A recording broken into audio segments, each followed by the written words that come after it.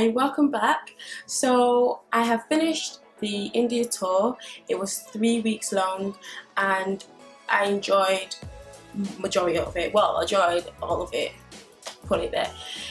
Just towards the end of the trip, I started to get a little bit tired because we had to wake up most of the time 6 o'clock or 5 o'clock in the morning, and after a while it does take a toll on you. I did take my multivitamins and it's been good so far, but you didn't have enough time to relax, unpack your stuff as such, and my bag was full, 19 kilos. I did try to reduce the amount yesterday, but I don't know how far I've got with that, so I'll have to go back to that after this.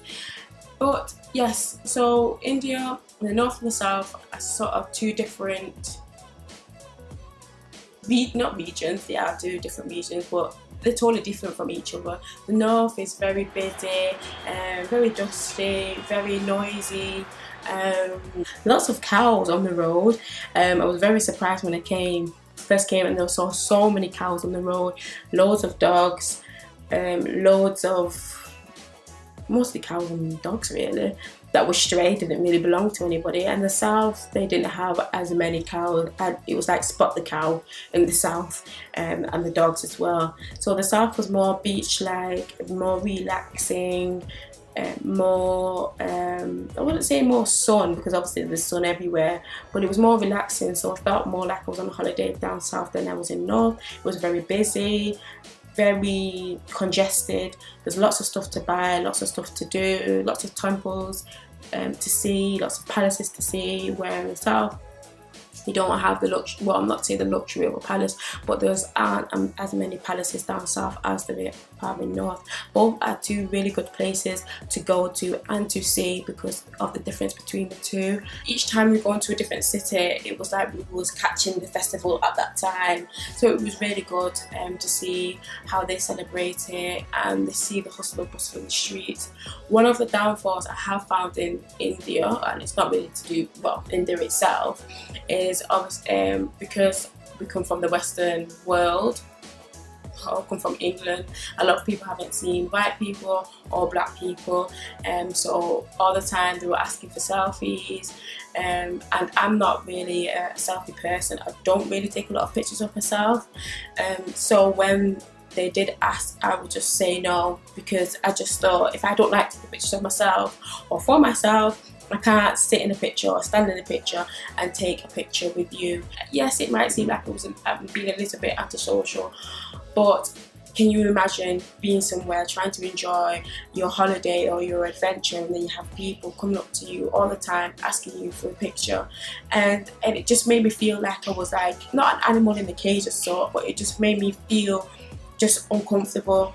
I can understand there's no black people or black people of Afro-Caribbean or African or any other identification of black people in India, but to me, their skin colour and my skin colour, they're kind of the same thing once you come from north to south. It's in the spectrum somewhere. So I felt it a little bit unusual. The other people on the tour, they did take selfies, but after a while it was annoying them as well. And we was in Pushkar, there was a festival going on, and we was at one of the temples, and they said, can we take a picture? And she's like, yeah. So she did a selfie, and then loads and loads of people came, started taking pictures. And one of the people who owned the market said, the store that they had said, bring your friend away from them, because if she says that she's going to take a selfie for one person, everybody will want to take a selfie. So I did take her away eventually, but I said, well, all in all, I guess it's if they're not seeing anybody, haven't, but it's just the way that they went about it. It was like you felt like you were a celebrity, but you weren't a celebrity because you're not. So Pushkar was really nice. It's classed as a holy city. They don't eat beef there, they're mostly vegetarian, there's no alcohol selling there, and most of the time I was eating vegetarian dishes and I didn't mind it. I quite liked it. Most of them felt a little bit meaty with the mushrooms and the cauliflowers that they were adding in, and I really just didn't mind.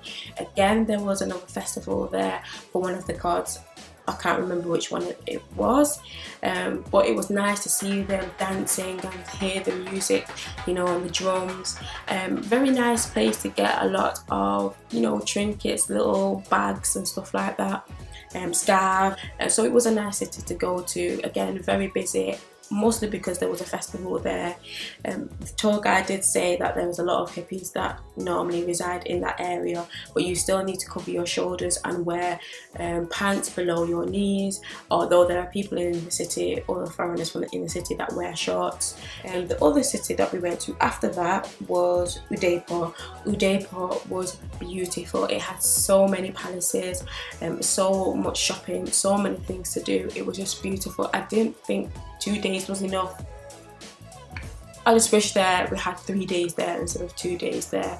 We did go, I went to the Monsoon Palace, which was quite far. The sight from the Monsoon Palace is beautiful. Again, they had the festival, and they were throwing the powder like they would do for Holi. Or was it Holi? But that was in March or April, and we just followed them to the water where they bathed the god.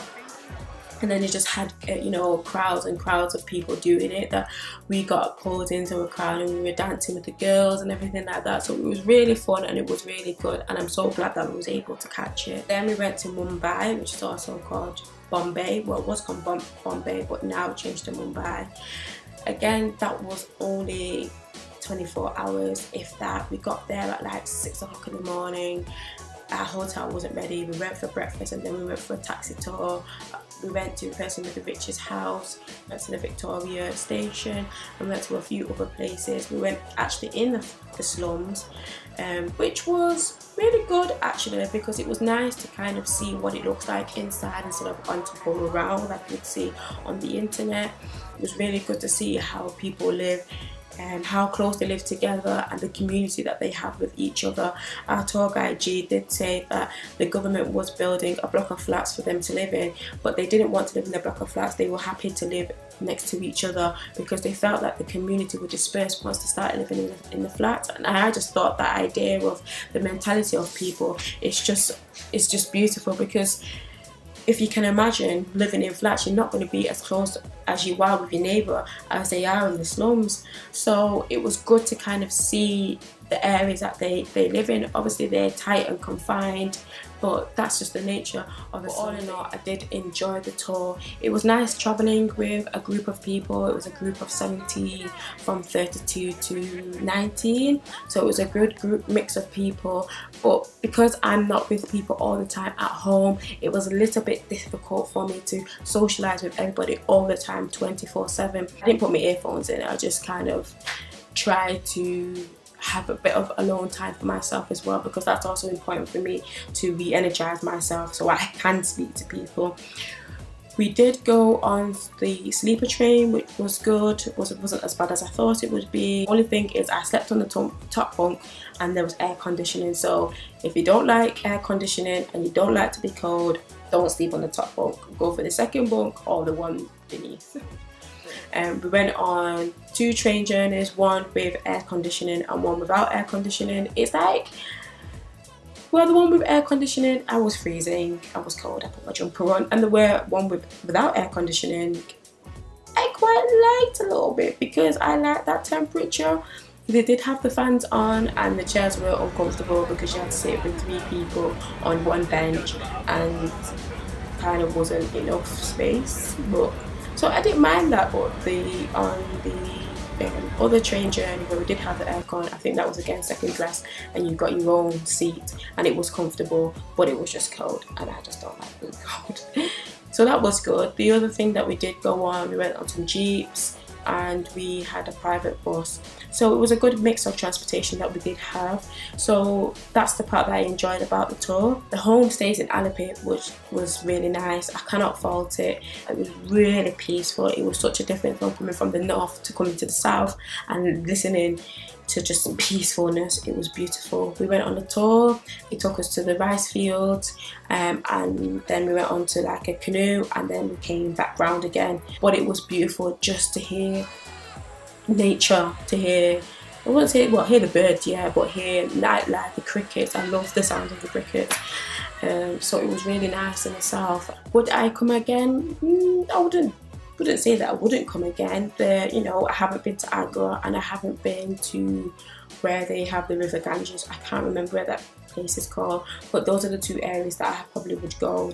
But I will say now, coming towards the end of the tour, which is today is my last day in India, I have got a bit of a delly belly at this moment in time, but I have brought enough things, diarrhea, other things to help me out at this stage. So apart from that, I've been totally fine. I do have 7 hours on my clock before I actually get my flight, so I'm going to probably walk around, come back, pick up my stuff, and then go to the airport. I have been reading a book called Shantaram, and I haven't got really far considering how long I started it. I'm up to page 294, and a lot of people know about the book. I should have just read the blur. No. You can just Google it. This will be the first big chunky book like this that I would have read. Most of my books are really short, probably 400 pages, 500 pages long, not like 999 pages or however long the book is. But anyway, I've got plenty of time to catch up and read. So that's my trip in India in a summary, really. Thank you for tuning in, and thank you for seeing what my adventures of India are like. Hopefully you tune into my next video, and I will see you again. Bye.